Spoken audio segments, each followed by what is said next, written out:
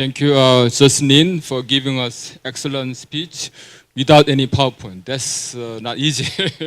Okay, we should admire that ability. For the benefit of audience, I'll speak in Korean for your question. If you don't get well the translation, I'll speak in English too. Okay? Yeah. Okay. So he touched upon many issues. 저 질문은 일단 한국말로 하겠습니다. 청중을 위해서.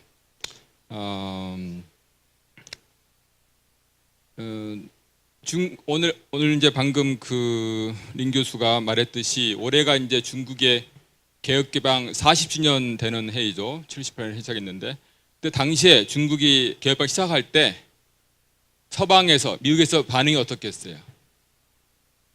지금 봐서는 중국이 성공한 것이 아주 당연한 것처럼 느껴지죠. 중국은 나라도 크고 노동도 풍부하고 그러니까. 그런데 그 당시에는 미국 경제학자들, 노벨상 받은 사람 다 중국 실패할 거라 그랬어요. 중국 안 될 거라고. 왜냐? 공산당이라는 권위주의자하고 개혁개방은 맞지 않는다. 그럼 다 실패할 거 예측했어요.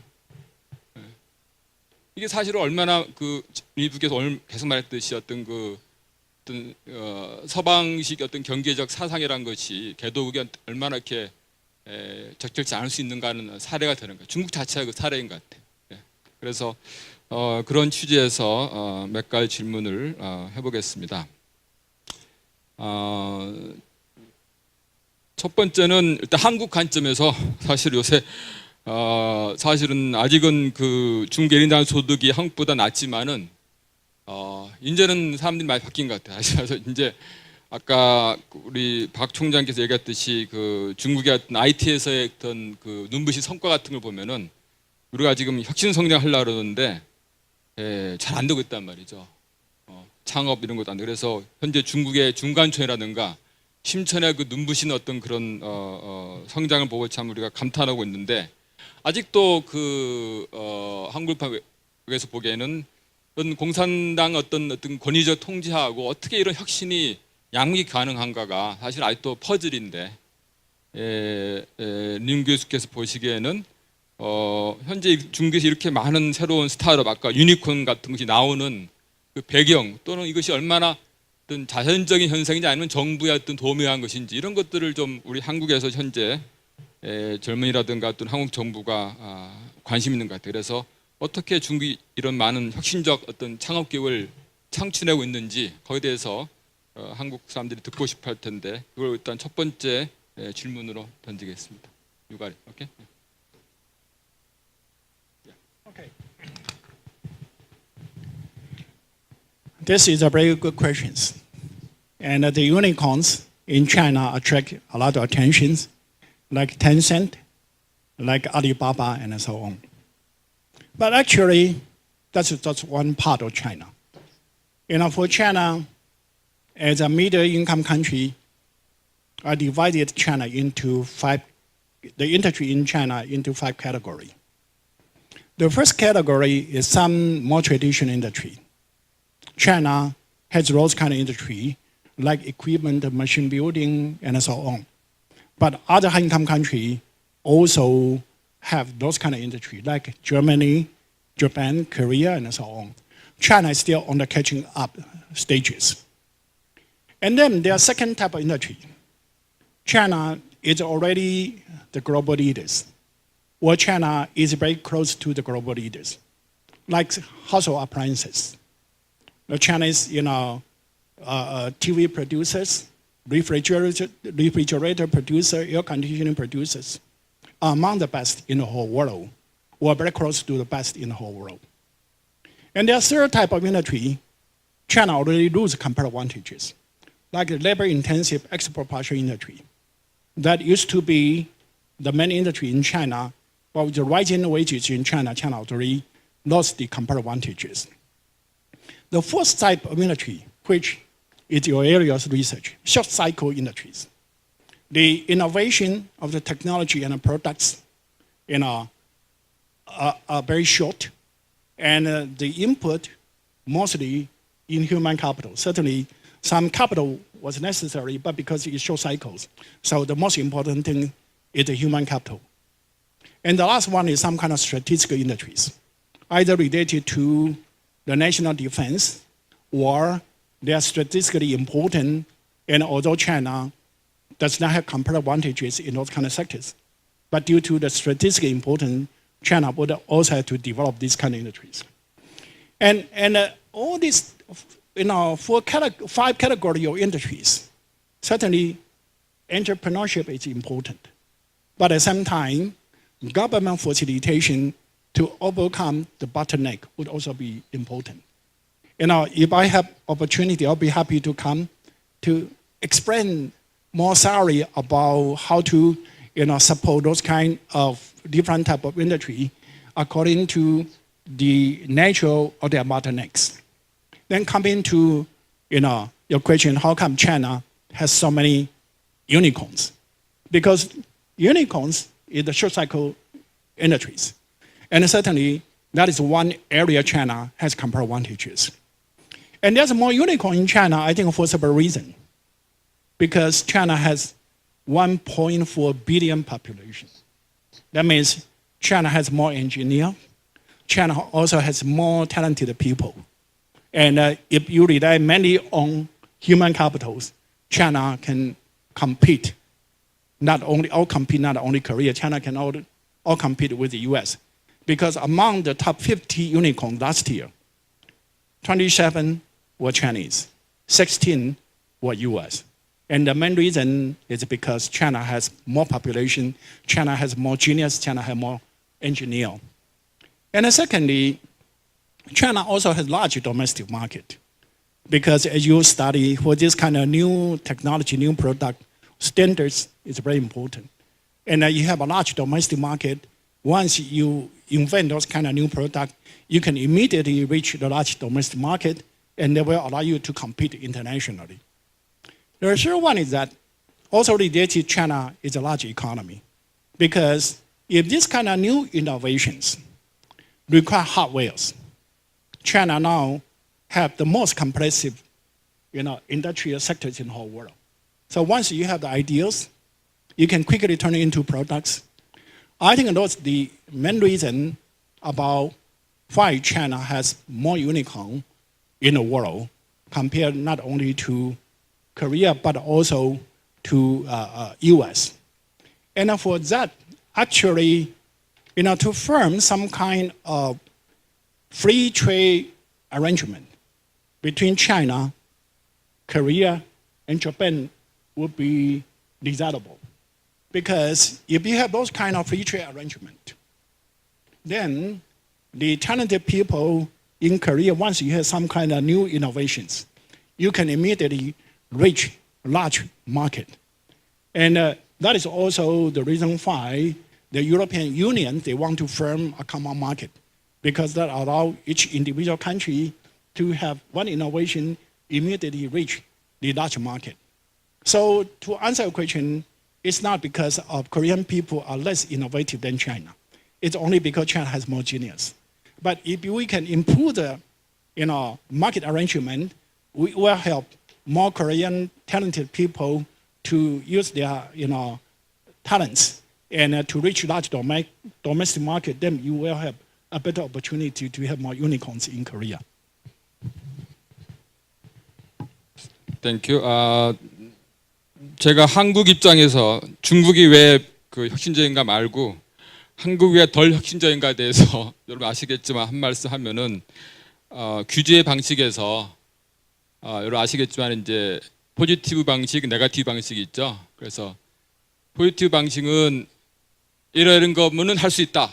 그게 한국이고 네거티브는 이런 거 빼고 다 해도 된다라는 거죠. 근데 한국은 정부가 리스트한 거에 없으면 못하는 거예요. 허가를 못 받는 거예요. 지금 이런 환경이 제일 좀 문제인 것 같고, 또 중국관에서 재밌는 거는 유니콘이 아까 27개라는데 한 13개, 14개 절반 정도가 항주 출신이 항주. 알리바바 고향 항주죠. 그래서 왜 항주가 더 이렇게 혁신적인가도 사실은 그 관심 있는 연구 주제가 될 것 같습니다. 예. 오케이, 그러면 let's turn to second question. also 또한 한국적 관점에서 관심 있는 것이 지금 아까 박 총장님도 말씀하셨고 그 임 교수 말씀하셨는데 중미 갈등이죠. 예, 그래서 새로운 강대국이 출현하면은 결국 결국 기존 강대국과 부딪힌다는 이 투키디스 함정 이게 많이 논의됐었는데 이제 그 함정 논의가 진짜 현실화되는 것 같아요. 다시 말해 이제 미국과 중국 시장 맞붙기 시작했단 말이죠. 그래서 대표적인 것이 이제 그 보호무역지 무역 갈등인데 지금 논의가 이제 뭐 누가 더 손해 보느냐 아니면 누가 더 오래 버틸 수 있냐 논의 나오죠. 그래서 뭐 미국이 더 타격을 받을 것이다. 또는 뭐 중국이 더 타격받을 것이라 이런 얘기 나오는데 여기에 대해서 윤 교수님 보기에는 어떤지 중국이 잘 할 수 있을 것인지 어떻게 생각하시는지 궁금합니다. Well, the first one about the tension now mostly in trade, and the reason for the U.S. to adopt some kind of measure against China is because China enjoys a large trade surplus. Last year, it was about 370 billion US dollars. And especially this kind of trade surplus of China increased very rapidly. In 1985 was the first time China to have a trade surplus with the US. And that was only 60 million, was only 0.3% of the US trade deficit. Last year, 370 billion, and that was 44% of the US trade deficit. However, we also need to understand what kind of product China export to the US. The type of product that China export to the US are mostly labor-intensive processing type of product. And those kind of product actually was not US comparative advantages. And the US gave up those kind of sectors. From after the Second World War, first, at that time, they imported those kind of labor-intensive product from Japan, and the US had trade deficit with Japan. And about the time 1970s, the wage rate in Japan rose up. Those kind of labor-intensive industry shifted from Japan to Korea, to Taiwan, to Hong Kong, to Singapore, to Thailand, to Malaysia. And the US started to have trade deficit with these East Asian economies. By the time of the 1980s, wage rate also rose in the newly industrialized East Asian economies like Korea and so on. And those kind of industries shift to China. And so US trade deficit shift from the East Asian economy and concentrate in China. And also, although China alone now contribute a lot to US trade deficit, but in the 1980s, more than 100% of the US trade deficit came from East Asia. Today, it reduced down to about 50%. So, although China as a country enjoy large trade surplus, but those kind of trade surplus was a concentration of trade surplus of other East Asian economy to China. And China had trade deficit with Korea, with Taiwan, and so on. And so from that understanding, the trade deficit in China was because of difference in comparative advantages. And the expansion of the US trade deficit was not because of China. It was because of the lack of saving in the US. Because East Asian alone actually now contribute to the US trade deficit, reducing from more than 100% down to now about 50%. So under this kind of situation, we know trade should be a win-win for both countries. If US wanted to impose high tariff rate on China, China will be hurt, but US will also be hurt. The main reason is that those kind of products US will not produce anymore. It's unlikely those kind of labor-intensive products will ship back to the US. So if US impose a high tariff rate on China, there's two scenarios. US continue to import from China, but consumer would have to pay higher prices for the products. Or US ship the import from China to other countries. like Vietnam and so on. Currently, they could do that, but they did not do that only because if they import from other countries, the cost will be higher. And again, that will not reduce the trade deficit in the US, and the consumer would have to pay higher prices. And not only will deteriorate their living standards, because the disposable income of the consumers are roughly the same. If they pay higher prices for this kind of living necessities, labor-intensive product, they will have less income for other services and products. And in fact, they will also reduce the job in the US. And then certainly China will retaliate. And then China will raise the tariff rate for the import from the US. And that will reduce US import to China. And further, that will reduce the employment in the US. So if there's a trade war, certainly China will be hurt, but US will also be hurt. But China is a large country, so there's some calculation. If there are full-blown trade war, how much reduction of the growth rate in China will be? And how much reduction of the growth rate in the US will be? Some studies show maybe US will reduce 0.3% growth rate. China may reduce 0.5% growth rate, more than US. But as I mentioned, China may grow at 6.5%. To reduce from 6.5% to 6%, certainly China is hurt.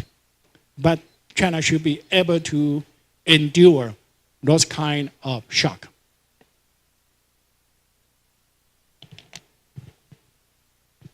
질문을 하기 전에 제 잠깐 의견을 말씀드리면은 여러분 제가 제기한 질문 다시 말해서 누가 더 손해를 볼 것인가에 대한 임 교수의 답은 뭔지 알으셨죠? 숫자로도 나온 것 같은데 절대 이 숫자는 중국 그 상대를 감사가 많겠지만은 상대적으로 볼 때는 미국한테 크단 말이죠. 이것이 이제 포인트였던 것 같습니다. 근데 한국 입장에서 또 말씀드리면 한국은 지금 사실은 무역으로 먹고 사는 나라라서 지금 GDP 대 무역 비율이 120%의 한국이 세계 최고입니다. 100% 넘었어요. 그래서 한국은 강대국들이 무역 전쟁을 하면은 물론 뭐 어떤 사람들은 이제 뭐 미국이 중국에 안 사고 한국 사면은 도움된 측면도 있다 그러는데 그런 도움된 측면도 있겠지만은 전반적으로는 우리가 손해 보는 측면이 많기 때문에 한국의 기본 입장은 자유무역주의를 한국은 계속 주창하고 있습니다. 그래서 사실은 지금 상황이 거꾸로 된 것이 사실 미국이 전통적으로 자유무역 주장하는 나라인데 갑자기 이 나라가 보호무역주로 가고 그동안 무역을 보호하던 중국이 지금 자유무역주 보호하는 세계가 지금 거꾸로 된 거죠. 세계가 지금. 사실은 새로 등장하는 강대국이 사실은 자유무역주 주장하게 되어 있습니다. 사실은. 그래서 중국이 자유무역 주장한 것인데 그래서 사실은 중국 자유무역주를 주장하기 위해서 친구가 필요한데 가장 중요한 친구가 사실 한국이에요. 지금 사실은. 자유무역주의를 전파하기 위한 계속 유지하기 위한 하나의 그 나라로서 이런 면에서 중국 한국이 다시 한번 그 좀 협력할 수 있는 상황이 그런 면에서 좀 생긴 것이고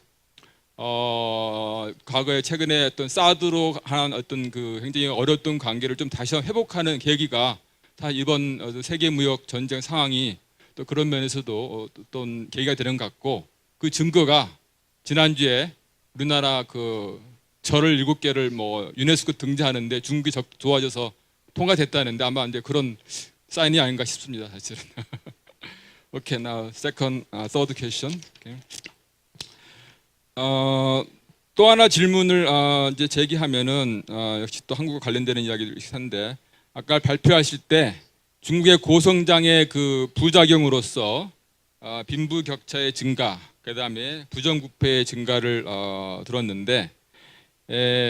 과거의 한국의 경험도 초기에 그 한국이 노동이 과잉되는 상태였을 때, 그 다음에 도시로에 막 인용이 될 때는 진위계 수가 불평등 지표가 증가했어요. 그런데 한국이 이제 경제 성장에 따라서 노동이 부족해지고 임금이 오르니까 70년대 중반부터 이제 분배가 호전되는 소위 말해서 이제 루이스 터닝 포인트, 루이스가 말하는 전환점이 통과되면서 한국이 이제 분배가 다시 호전됐는데 IMF 직전까지 97년 이전까지 그래서 중국도 만약 이런 추세가 맞다면은 그동안 이제 분배가 악화됐지만은 향후에 분배가 호전될 수 있을 거라고 보는지, 아니면 한국처럼 빨리 그런 시기가 올지 않을 수 있다고 보는지, 여기에 대해서 임 교수님 견해는 어떤지 묻고 싶습니다.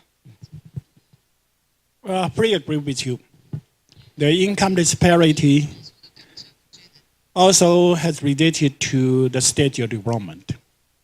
Because in the early stage of development of China, income disparity was driven by one source was the distortion, as I mentioned.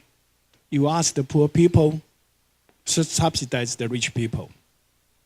And also because of large surplus labor in China. And so the wage rate in China did not increase for more than 20 years, from the 1990s to early, from 1980s to about 2000. The wage rate in real term in China did not increase, but the economy grew. That means the capital owner, they benefit more. But in recent years, income disparity in China started to decline. One thing related to what you say, the risk turning point, because now there's some labor shortage. As a result, the wage rate in China increased much faster than the GDP growth rate. And that contributes to the narrow income disparity. But also the government introduces more social programs to provide the benefit to the poor family, protection to the workers, that further reduce the income disparity. So I think that China will follow the pattern in Korea. First rising income disparity, then declining income disparities. I hope it's true. Okay. 그러면 마지막으로 제가 하나 질문하고 여기 청중에서 온 질문들을 임 교수에게 전달하도록 하겠습니다. 제가 하고 싶은 마지막 질문은 오늘 발표에서는 별로 안 나왔지만은 중국이 그 리스크 문제인데요. 중국이 정부 부채는 아마 GDP 60%로서 굉장히 좋은 아주 낮은 수준인데 기업의 부채가 지금 170%가 넘어서 굉장히 다른 나라에 비해서 높은 수준이고, 왜 이걸 묻냐면은 과거 한국이 97년에 외환위기 당할 때 그때 바로 기업 부채가 많은 것이 하나의 약점이었는데 중국도 그런 면에서 이 기업 부채 문제를 어떻게 해소하려고 하는지, 그다음에 중국의 어떤 그런 위기 상황 어떤 가능성에 있어서 기업 부채가 어떤 그 부담이 되는지 앞으로 전망 이런 것들을 묻고 싶습니다.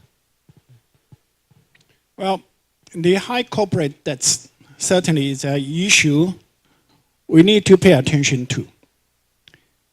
But I think that, if we are not trigger an immediate crisis, as what happened in 1997 in Korea. One reason, all the corporate debts in China are in Chinese currency. And we know that corporate debts can become a crisis if the debt is in foreign currencies.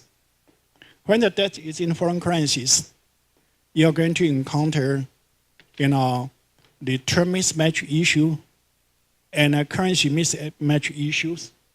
So during the economic recessions, then you may not be able to repay the debt and turn it into currency crisis.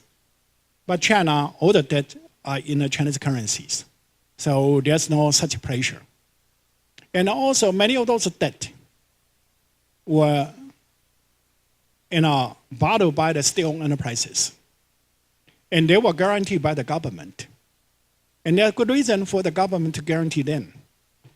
Because after the reform, before the reform, all the capital investment in the state-owned enterprises came from the fiscal appropriation, from the government budget.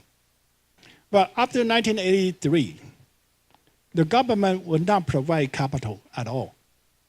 And so for the state-owned enterprises, their expansion depends on two sources. One is their own earnings. The other one is from the bank loans. And I think that's the reason why the state-owned enterprises they have a very high leverage because they rely on borrowing to get the capitals. But those kind of borrowing were insured or guaranteed by the state. So due to these two considerations, I think a high corporate debt in China will not trigger crisis. It may slow down the growth, but I don't think that will turn into a currency crisis as we observed in 1998 in Korea or 2008. You almost have another crisis because of big corporate debt denominated in the foreign currencies. Thank you, thank you.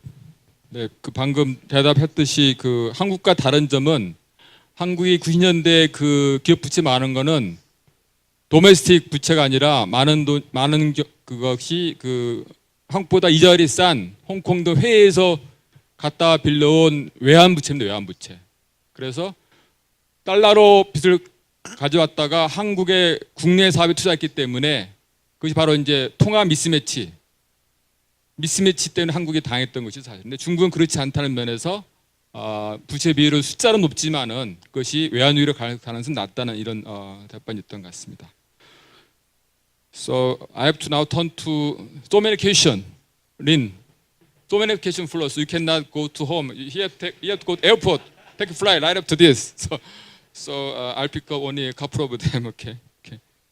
자, 그러면 여러분 질문 너무 많이 해주셨는데 우선 다 할 수는 없을 것 같고 일부는 방금 저희 대화 속에 좀 나왔던 거라서 몇 가지 일단 하면은 첫 번째 질문이 그 중국 경제의 어떤 부상 또 중국의 어떤 그 대국의 성장에 대해서 미국 등 일부 국가에서는 이것을 중국이 이 패권적인 어떤 그 야망에 의한 것이다. 그래서 이걸 이제 그런 중국의 강대국화를 어떤 경계하는 생각이 있는데 그런 어떤 거에 대해서 링규 생각은 어떻게 보시는지 그런 견제론에 대해서.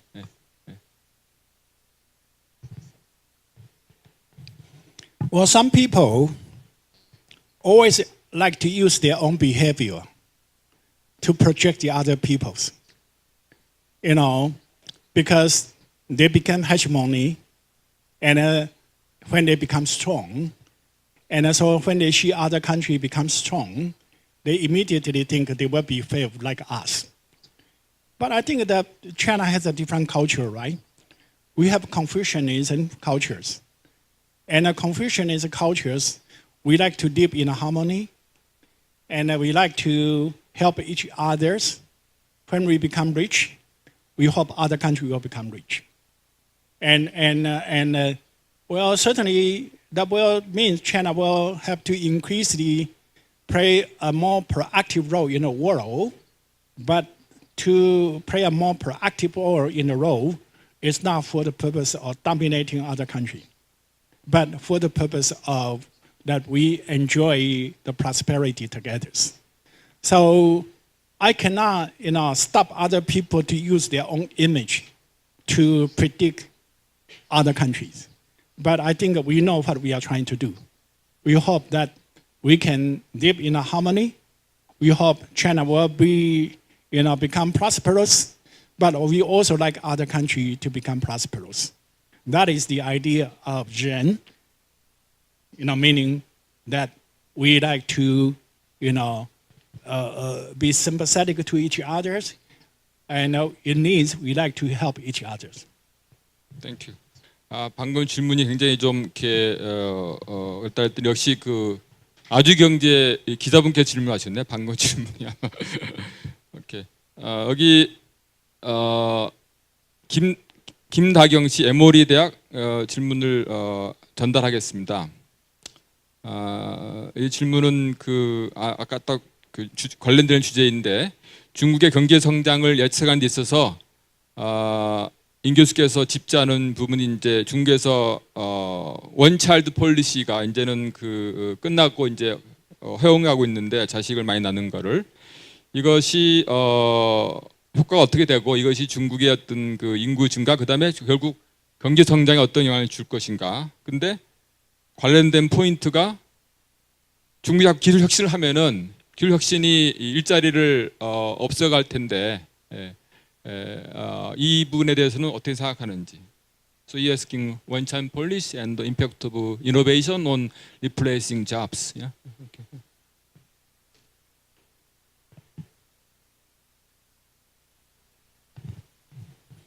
Well, because very effective one-child policies and China faced the aging problem before China become rich. In general, aging problem is an issue in high-income economies, like in Japan, like in Korea. Because when people become rich, they don't want to have so many children, and accumulatively, after half a generation, you're going to have the issue of aging. But China encountered the problem much earlier.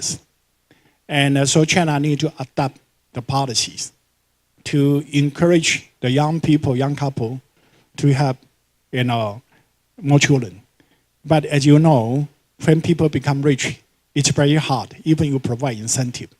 So that's a challenge in China. But whether these challenges will reduce the growth potential, as I predict, about 6.5% growth in the coming years, in the coming decades. I think it may not, for several reasons. The first one, China currently has an extremely early retirement age. For the female workers, they retire at the age of 50s. Male workers, they retire at the age of 55. And aging means you have less working populations. But China can extend the retirement age to offset that. That's one thing. And secondly, what counts is not the number of workers. What counts is the quality of the workers, the labor force, mean human capitals. So China can invest in education to enhance the human capitals and to offset the decline in the working population. And China has done a lot on that. In 2000, the tertiary graduate each year was less than 1 million. Last year, the tertiary graduate in China was 8.3 million. So I think the improvement in human capitals can overcompensate the decline in the number of workers. And that contributes to the phenomena you described about the unicorns. Most of the unicorns are by young people, and they are educated. And the education in China paved the foundation for them to be able to be innovative. So for that, I think that is one issue, again, that we need to cope with, but I don't think it will be a main binding constraint for the sustainability of China's growth. 두 분 질문을 결합해서 전달하겠습니다. 하나는 전윤석 분이고 하나는 진숙이라고 쓰신 분인데 두 질문이 아마 이제 차나 모델, 중국의 발전 모델과 한국 모델 또는 기타 동아시아 모델과의 차이 또는 비슷한 점이 뭔가라는 질문이었고 좀 더 구체적으로 이런 중국 모델을 다른 나라에 할 수 있는가? 중국은 나라 크기 때문에 서방이 하라는 대로 안 하고 독자적으로 할 수 있었던 것 같은데 다른 작은 나라들은 서방의 말을 따라야 되기 때문에 중식 모델을 할 수 없지 않는가 이런 그 포인트를 전달해 드리겠습니다. Well, that depends on how we understand what is the main spirit of China's success. What's the main spirit of Korean success?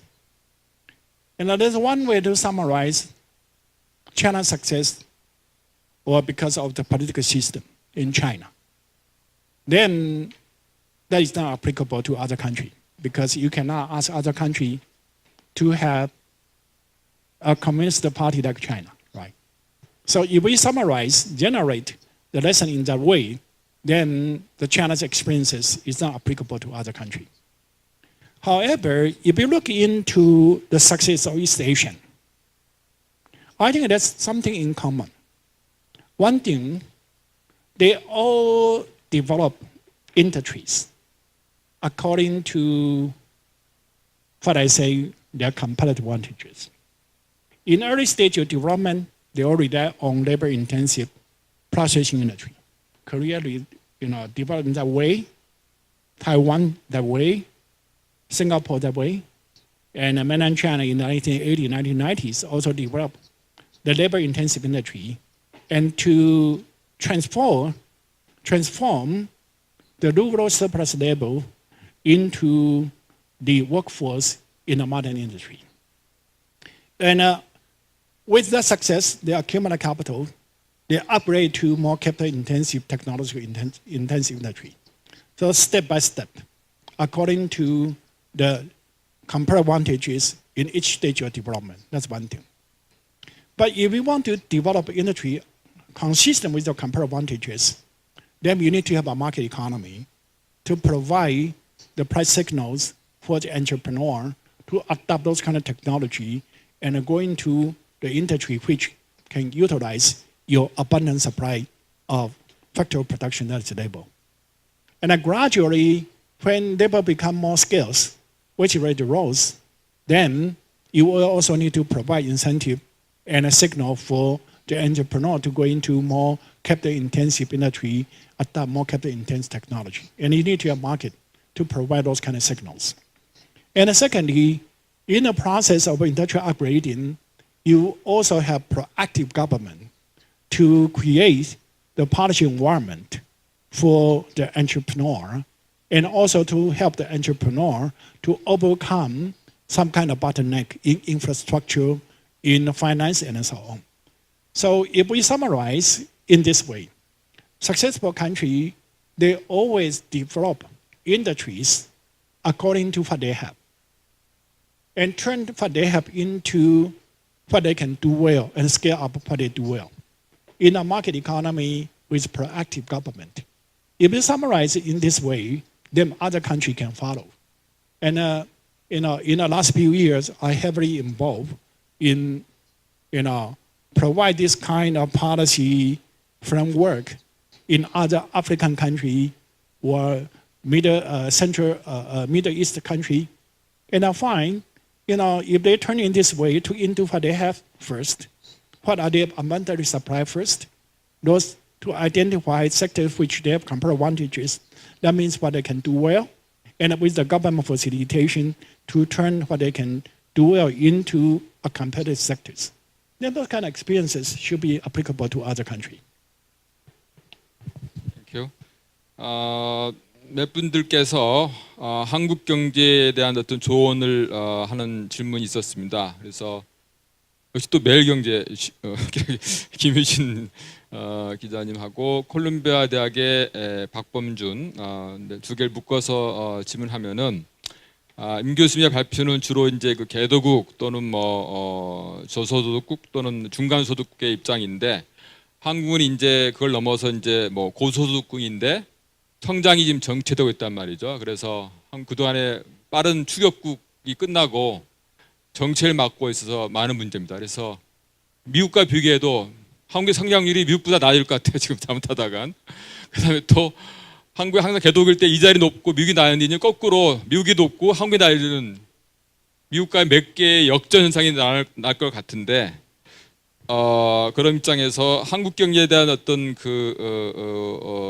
성장 정체를 극복할 수 있는 조언을 준다면 어떤 것이 있을까라는 거하고 좀 더 구체적으로는 최근에 이제 작년에 집권한 문재인 정부가 한 정책 중에 하나가 인컴 베이스 그로스, 소득 주도 성장인데요. 그 정책 중에 하나가 미니멈 웨이지, 최저임금을 높이는 거였단 말이죠. 그래서 근데 이런 정책에 대해서 이제 논란이 많은데 있는 교수가 보기에는 이런 그 인컴 베이스 또는 최저임금 올리는 정책이 정책에서 어떻게 평가하시는지에 대한 의견을 묻고 싶습니다. Well, I think I'm not in a very good position to answer this very specific question about Korea.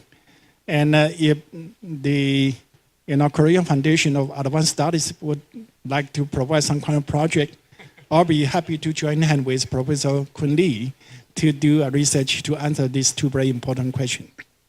Overall, without any studies, I think Korea still has the potential to grow faster than the US economies.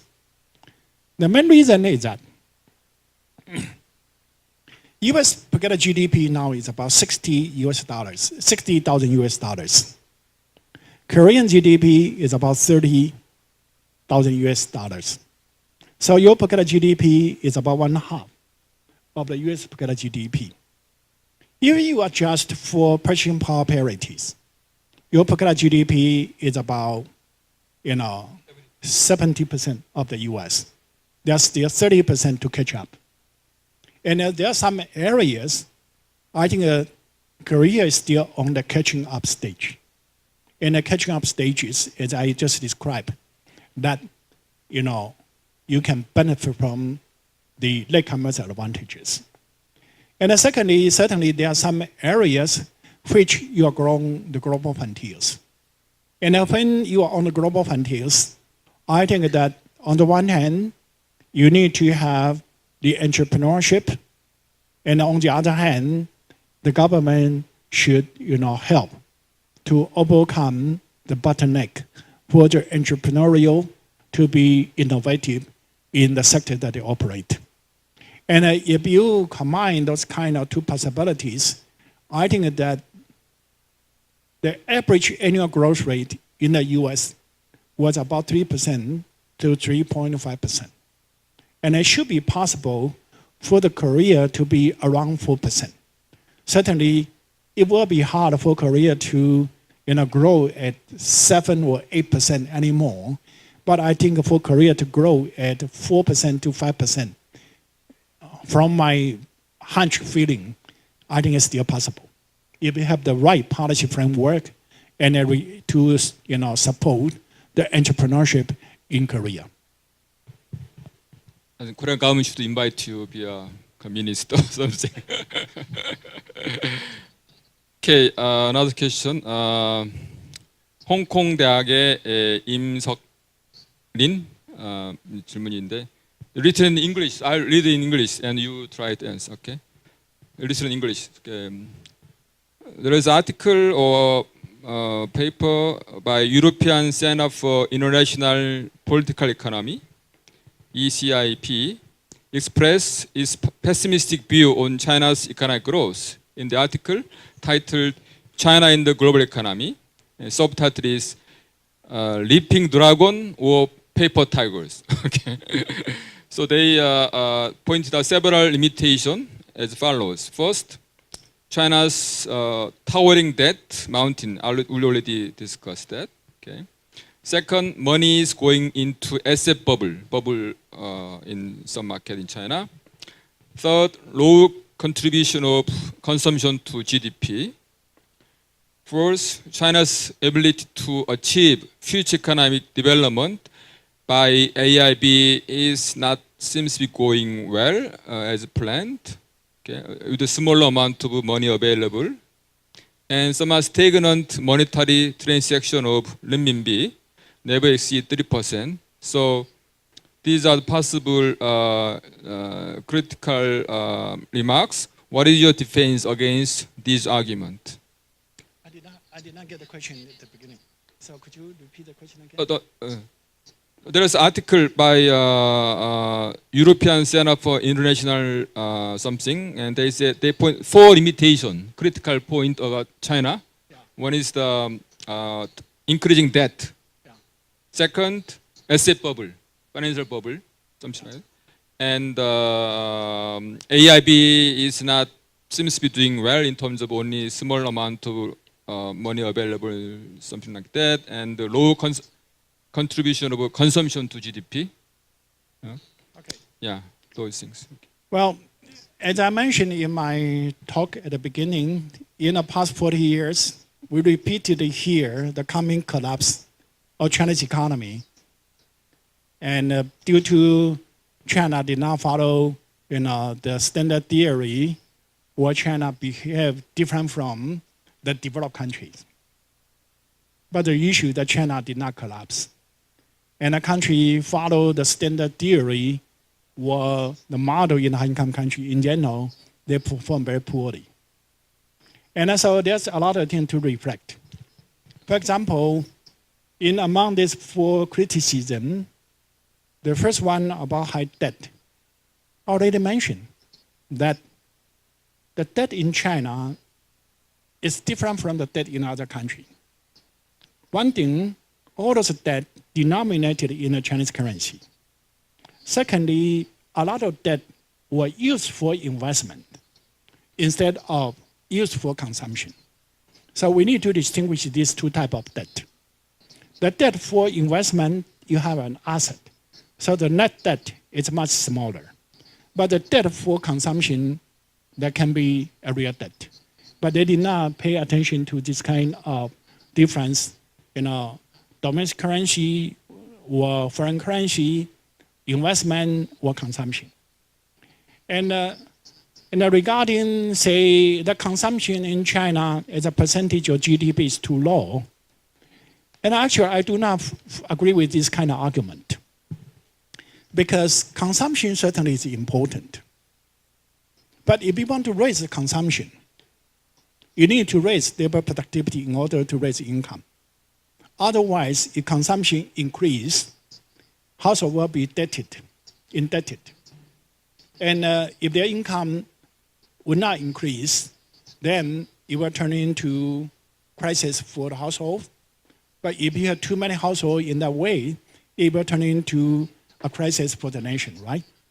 So if you want to increase consumption, first you need to increase labor productivity in order to increase the income. But if you want to raise labor productivity, you need to have a technological innovation in the existing sectors and to have industrial upgrading to higher value-added sectors. No matter technological innovation in the existing sectors or industrial upgrading, all require investment. So if they say the investment in China need to be improved to enhance the efficiency, then I agree. But if they say that China need to change from investment the growth model to consumption the growth model, I would say this person either do not understand economics or try to trick China into a wrong models. Because we know that in general, a financial crisis in a country was triggered by too much consumption instead of too much investment. So I don't know which category he belongs to. Does he in the economist or he tried to trick China into a wrong model?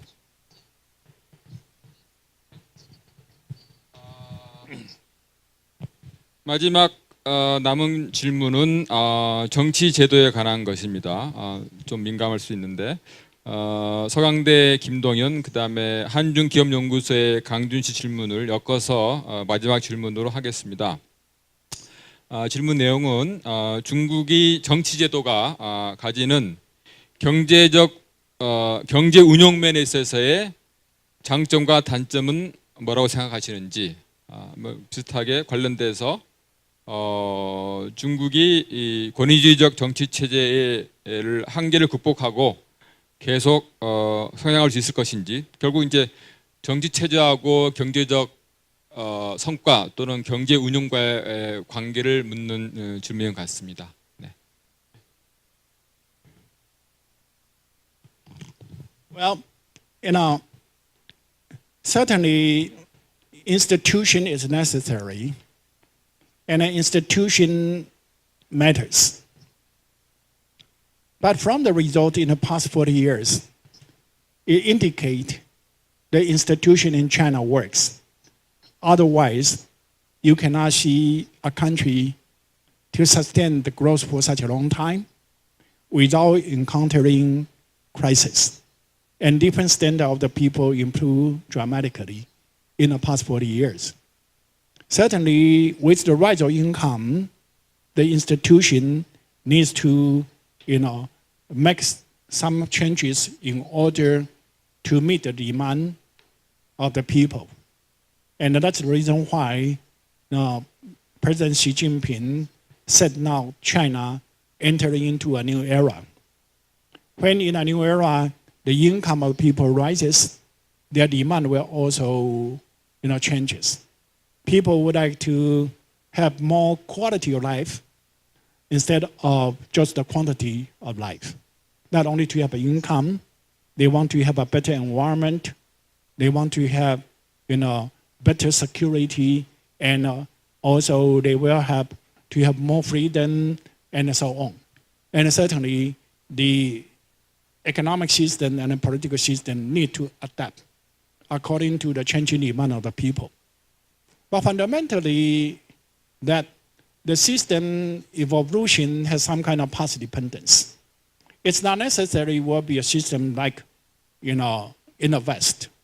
And, but at the same time, we did not see a developing country to adopt the Western system to perform well. One comparison between China and India was a very good comparison, because India inherited all the Western modern institutions, like the free press, multi-party system, constitution, democracy. In 1978, the per capita GDP in India was 25% higher than China in 1978. And at that time, I think all the people predict India will continue to perform much better than China, because India already has all the right institutions, right? But currently, per capita GDP in China, in India was only 20% of China's per capita GDP. They has all the right institutions as recommended in a textbook. But their per capita GDP changed from 20%, 25% higher than China. Now it's only 20%. So that is also something we need to reflect, because most scholars in the developing country were taught by the theory that developed in the high-income country. And those kind of theory discuss what is important for the high-income country. And then the scholar in the developing country were mistakenly guided by what was important in the high-income country as what is crucial for the developing country. And try to adopt those kind of theory. Intention certainly is good. Many people sacrifice for that intention. But the result to the country sometimes were very disappointing. So in recent years, I try to advocate something different. In the past, we always look at what the high-income country have and advise the developing country to own what the high-income country have. For example, the structuralism. High-income country has modern advanced industry, certainly desirable, and then advise the developing country to set up those kind of modern advanced industry. The result was very poor. And then, in the 1980s, the neoliberalism looked into what the high-income country have at that time, what they can do well. Modern, well-functioning market institutions. And if you look into a developing country, certainly they did not do well in those areas. So they advised the developing country to behave like the advanced country and introduce all those modern institutions like in the advanced country. But developing country follow that. In general, their economy collapse, stagnate, their gap with the high-income country further widening. And in the past, half a century, we find the successful developing country, in general, what they did were considered as wrong by the theory in the advanced country. I mentioned in the 1950s, 1960s, 1970s, Korea, Taiwan, Hong Kong, Singapore, Japan developed those kind of more traditional labor-intensive industries. And instead of import substitution, they adopt export promotion. Those kind of approach was considered as a wrong approach. And in the 1990s, during the transition, China adopted the gradual dual-track approach. And that approach was considered the worst possible approach. And so we really need to reflect about what really make a developing country to be successful. And I'd like to propose just the opposite. In the past, we always use high-income country as a reference to look at what they have, what they can do well. I think it's time for us to look at what we have. Based on what we have, what we can do well. and create a condition to scale up what we can do well. By that, we don't have to be frustrated all the time. By that, we may have the opportunity to close the gap with the high-income country, and one day we become advanced country. Thank you. 예. 이 린 교수가 이제 공항에 가서 떠나야 되기 때문에 제가 마지막 그 코멘트하고 마치도록 하겠습니다. 여러분 잘 들었듯이 린 교수의 입장 일관되게 우리가 그 서방적인 시각 이론에서부터 자유로워져서 먼저 각자의 나라에 기반한 이론과 시각을 갖는 것이 중요하다는 것이고, 특히 중국을 볼 때 그러한 것 같아요. 중국에서 워낙 그 서방적 시각이 많아가지고 거기에 대해서 어떤 독자적 시각을 갖는 게 필요한 것 같고, 그렇게 보면 한국에서의 중국을 보는 시각이 오히려 우위가 있어요. 다시 말해서 한국 사람들은 한국은 비슷한 성장 경험을 겪었기 때문에 미국이라든가 서방이 보지 못하는 시각 또는 측면에서 중국을 보고 있단 말이죠. 사실은 그런 면에서 한국에서의 중국학 연구가 사실은 독자적인 비교가 있습니다. 우리들 보면 훨씬 더 잘 보이는 측면, 다른 측면을 미국이나 서방 학자들은 놓치고 있단 말이죠. 그래서 그 하나 예를 들면은 경제 성장하기 위해서 어떻게 되냐, 농담 비슷하게 사람들을 많이 감옥에 보내면 된다 그래요. 어떤 사람이. 왜냐? 소득이 높은 나라일수록 감옥에 갇힌 사람이 굉장히 높아요. 미국이 가장 높습니다. 아프리카 가면 감옥에 있는 사람 없어요. 감옥도 보낼 행정 능력이 없단 말이죠. 그래서 무조건 서방적인 어떤 스탠다드를 가지고 거기에 일부러 맞추는 이런 시각의 어떤 정책 또는 처방을 우리가 지양해야 된다는 것이 아마 큰 오늘의 메시지 하나인 것 같습니다. 네. 그리고 인도에 관한 답변은 사실 여기 고대 김대영 스님이 질문하시는데 내가 전달을 못했는데 마침 답변 중에 나와서 다 답변이 된 것 같습니다. 이상으로 오늘 강연과 대담을 마치도록 하겠습니다. 땡큐. 이것으로 강연을 마치겠습니다.